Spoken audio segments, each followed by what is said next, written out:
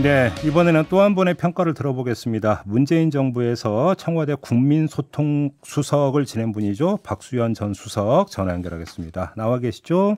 네, 안녕하세요. 네, 박수현입니다. 안녕하세요. 오랜만에 인사드리네요. 네, 그렇습니다. 멘붕에 빠진 대통령실의 모습이 눈에 선하다. SNS에 이렇게 이제 글을 올리셨던데 어떤 취지로 이런 말씀을 하신 겁니까? 예, 뭐 잘 알려진 대로 처음에 이제 대통령의 그 참 민망스러운 욕설과 비속어가 보도가 되었지 않습니까? 네.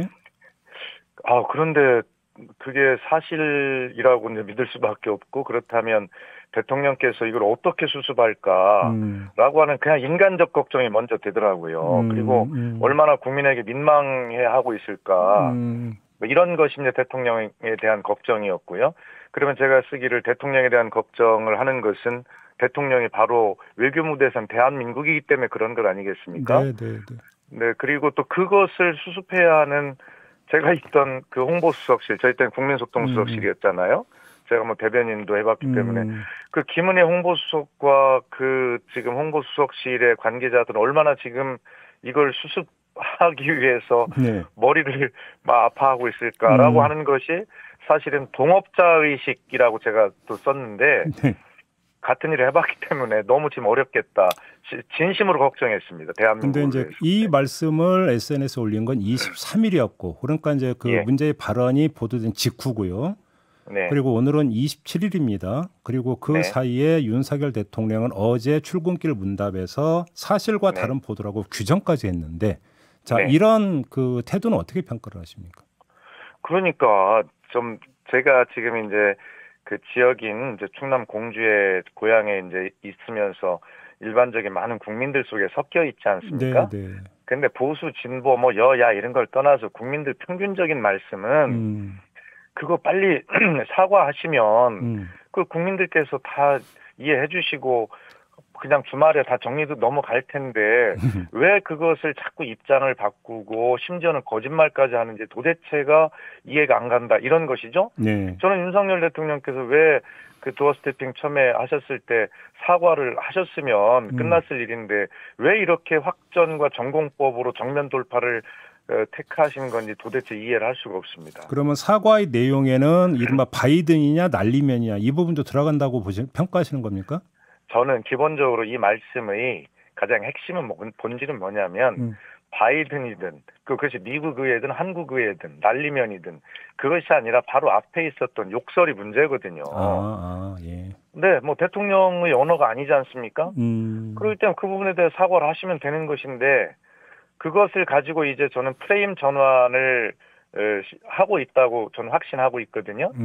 바로 그 욕설 부분을 가리기 위해서 뒤에 있는 바이든이냐 날리면이냐 이 부분에 초점을 옮겨가서 그것을 또 사실과 다른 보도로 동맹을 훼손하고 국민의 위험을 빠뜨린다. 대통령이 직접 규정했지 않습니까?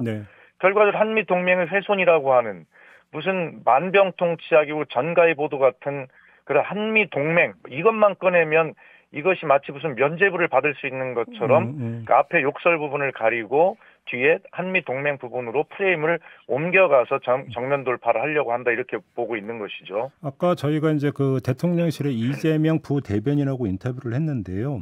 이재명 부대변인께서는 대통령이 사과 내지 유감 표명을 하지 않는 그 이유와 관련해서 그 이 XX라고 하는 게 논란의 본질이 아니고 논란의 본질은 바이든이냐 아니냐 바로 이 부분이기 때문이다, 이렇게 답변을 하던데 어떻게 평가하십니까? 그러니까 그것이 바로 대통령실이 초점을 그렇게 옮기고 싶다는 것을 그 인터뷰가 단적으로 증명하고 있는 것이죠. 국민들은 지금 그 대통령이 하신 욕설 부분에 더 낯을 뜨거워하고 있는 것 아닙니까? 그런데 대통령실만 뒷부분으로 지금 옮겨가고 싶고 그것이 본질이 앞부분 욕설은 본질이 아니라고 지금 이야기하고 계신 것이죠. 예, 그렇게 국민의 시각과 동떨어져 있어서 어떻게 이것을 국민께 설명하려고 하십니까? 어제는 그 이 XX와 관련해서 입장을 밝히지 않겠다라는 코멘트가 나왔는데 이 코멘트의 적절성은 어떻게 평가하세요? 그게 지금 말이 됩니까? 국민이 이렇게 낯뜨겁고 부끄러워하고 계신데 코멘트를 하지 않겠다니요. 그리고 그 대통령실이 바라는 대로 그렇게 초점만 옮겨가면 이게 국민이 이 부끄러워진 이 몫을 누가 감당합니까? 어떻게 그렇게 무책임한 해명을 하죠?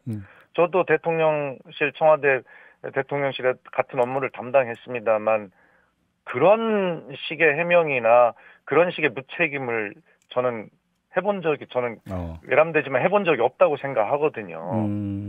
그래서 그분들도 잘 아실 텐데 입장이 또 얼마나 곤란하겠습니까? 그런데 예, 다시 한번 말씀을 제가 강조하지만 대개 언론을 통해서 국민과 대화하는 홍보수석실 이런 곳은 절대 그 거짓말을 하면 안 됩니다. 그리고 추측해서 이야기하면 안 되거든요. 그래서 그런 원칙을 정확하게 알고 있는 분들이고 충분히 그런 역량도 있고 다 있으신데 워낙 이 사안이 중대하고 대통령이 사과를 하지 않고 있기 때문에 무리한 전전긍긍 궁여지책 이 해명을 하려다 보니까 지금 아까 그 인터뷰처럼 욕설 부분이 본질이 아니고 뒷부분 바이든이 아니냐가 본질이다라고 지금 억지 해명을 하고 있는 것이죠. 그 시스템 누구보다도 시스템을 잘 아시니까 좀 질문드리고 싶은 게 몇 가지가 있는데요. 첫 번째는 일단 그 윤석열 대통령의 발언으로부터 김은혜 홍보수석의 심야, 그러니까 한국 시간으로 심야 브리핑까지 13시간이 걸렸다는 거 아니겠습니까? 그렇습니다. 이건 어떻게 보세요? 그러니까 저도 그것이 참 의아했어요. 그렇게 중대한 심각한 문제가 터졌는데 13시간인가 15시간 동안 해명이 없었잖아요. 그러니까 그 당시 모든 국내 언론이 대통령실에 해명 없이 바로 자막을 달고 다 보도가 된 것 아닙니까?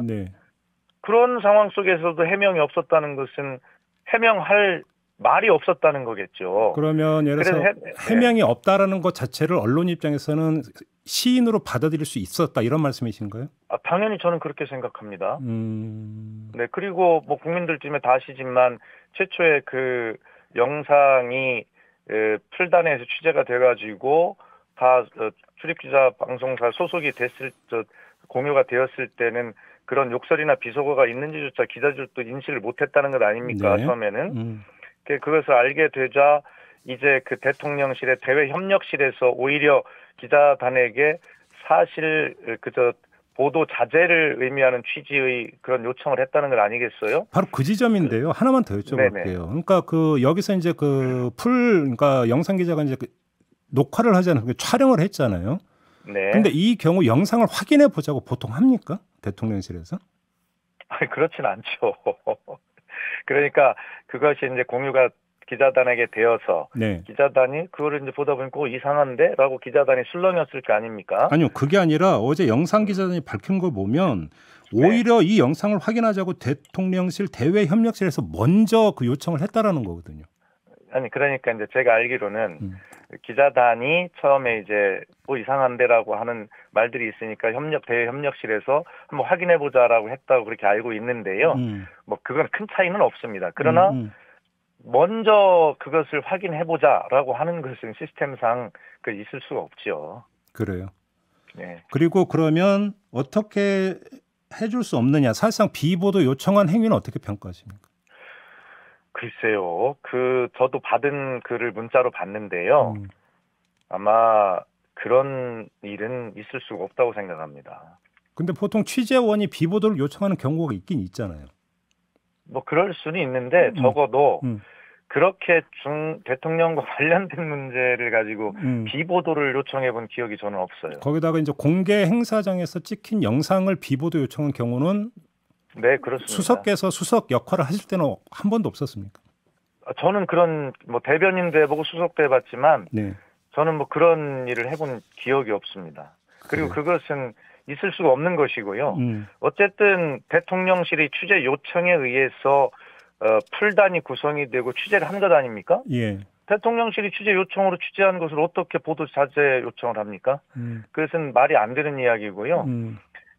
그래서 하여튼 저는 그 대통령 대외협력실이 처음에 뭐 그렇게 확인해 보자 그리고 보도 자제 요청 취지에 뭐 문자를 보냈다 뭐 이렇게 알려지고 있는데 그 자체도 얼마나 지금 이분들이 당황했으면 그랬겠는가.